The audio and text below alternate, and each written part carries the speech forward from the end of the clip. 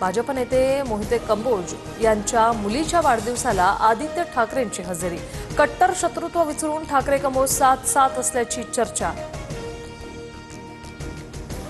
नागपूरमध्ये बालाघाट इतवारी मेमू रुळावरून घसरली।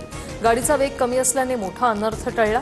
मेमू गाडीच्या अपघाताची चौकशी सुरू। मध्यरात्री मेमू ट्रेन रुळावरून घसरल्याने रेल्वे प्रशासनाची धावपळ।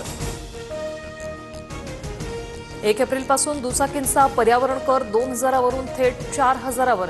वाढतं प्रदूषण रोखण्याच्या उद्देशाने परिवहन विभागाचा निर्णय। त्यामुळे जुन्या गाड्या वापरणं आता महागणार।